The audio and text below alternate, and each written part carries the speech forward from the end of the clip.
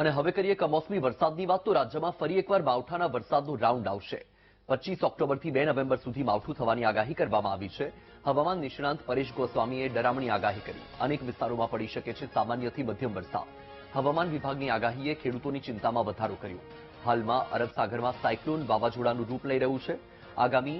24 થી 36 કલાકમાં વાવાઝોડું ઉત્તર તરફ ગતિ કરશે માછીમારોને દરિયો ન ખેડવા માટે સૂચના આપવામાં આવી દક્ષિણ ગુજરાતના વલસાડ વાપીમાં તીવ્ર માવઠું થવાનું અનુમાન નવસારી સુરત ડાંગ આહવા અને બિલીમોરામાં પણ તીવ્ર માવઠાની શક્યતા 35 થી 40 કિલોમીટરની ઝડપે પવન ફૂંકાઈ શકે છે ભાવનગર અમરેલી ગીર સોમનાથ જૂનાગઢમાં તીવ્ર માવઠાની અસર રહેશે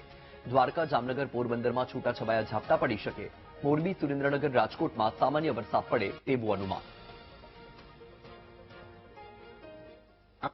તો ગુજરાતમાંથી નૈઋત્યના ચોમાસાની વિદાય થઈ ચૂકી છે પણ દક્ષિણ ભારતની અંદર અત્યારે ઈશાનના ચોમાસાની શરૂઆત થઈ છે અને દક્ષિણ ભારતની અંદર ચોમાસું સક્રિય છે જેમાં કર્ણાટકથી દક્ષિણ પશ્ચિમ દિશાની અંદર અરબ સાગરમાં એક સાયક્લોનિક સર્ક્યુલેશન બની રહ્યું છે એ સાયક્લોનિક સર્ક્યુલેશન છે આવનારા 24 થી 36 કલાકમાં વધુ મજબૂત બનીને ઉત્તર દિશા તરફ ગતિ કરે તેવી શક્યતાઓ છે જેને કારણે એ સાયક્લોનિક સર્ક્યુલેશન છે એ ગુજરાતથી ઘણું બધું નજીક આવવાનું છે અને એના જે આઉટર ક્લાઉડ હોય છે એ સંપૂર્ણપણે ગુજરાત ઉપરથી પસાર થવાના છે જેને કારણે 25 ઓક્ટોબર 2025 થી લઈ અને 2 નવેમ્બર 2025 સુધી એટલે કે 7 દિવસ સુધી ગુજરાતની અંદર અલગ અલગ વિસ્તારોમાં માવઠાના વરસાદની શક્યતાઓ છે આ માવઠાની અસરને કારણે 25 તારીખથી દક્ષિણ ગુજરાતના જે વલસાડ નવસારી અને વાપી જેવા વિસ્તારો છે ત્યાંથી માવઠાના વરસાદની શરૂઆત થઈ જશે 26 ઓક્ટોબરના રોજ સૌરાષ્ટ્રના